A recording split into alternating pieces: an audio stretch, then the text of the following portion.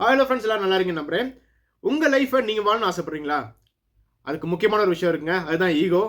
என்னடா ஈகோ எல்லாரும் மோசமான விஷயம் சொல்றாங்களே, இவன் ரொம்ப நல்ல விஷயம் சொல்றான்னு யோசிக்கிறீங்களா? எஸ்ங்க, ஈகோ நல்ல விஷயங்க. நீங்க மத்தவங்கள ரிவெஞ்ச் பண்றதுக்கும், மத்தவங்கள மட்டம் தட்டுறதுக்கும் ஒரு ஈகோ யூஸ் பண்ணுவீங்க இல்லைங்களா? இந்த ஈகோ தாங்க ரொம்ப மோசமானது. மத்தபடி உங்களோட சுயமரியாதையை நீங்க காத்துக்கொள்றதுக்கும், மத்தவங்களோட விமர்சனத்துல இருந்து உங்களை காத்துக்கொள்றதுக்கும், நீங்க யாருன்னு உங்களை அடையாளப்படுத்துறதுக்கும், நீங்க யாருன்னு உங்களை ரியலைஸ் பண்றதுக்கும் உள்ளுக்கு ஒரு ஸ்பார்க்கும் ஒரு ஃபயரும் வரும் இல்லைங்களா? இந்த ஃபயர் தாங்க அந்த ஈகோ. இந்த ஈகோ தான் உங்கள நீங்க யாருன்றது இந்த உலகத்துக்கு காட்ட வைக்க போகுது. ஸோ உங்களோட குரோத்ல நீங்க ஃபோக்கஸ் பண்ற ஈகோ நிச்சயமா நல்லதா தான் இருக்கும். ஸோ உங்க லைஃப்ப நீங்க வாழணும்னா, உங்களுக்கான ஈகோ நீங்க கண்டுபிடிச்சு அந்த பாசிட்டிவ் ஈகோ நீங்க யூஸ் பண்ணுங்க. இந்த ஈகோ எப்படி நீங்க சரியா யூஸ் பண்ணலான்னு கத்துக்கோங்க. கட்டாயம் இந்த ஈகோ உங்கள ஒரு நல்ல இடத்துக்கு தான் கொண்டு போய் விடும்.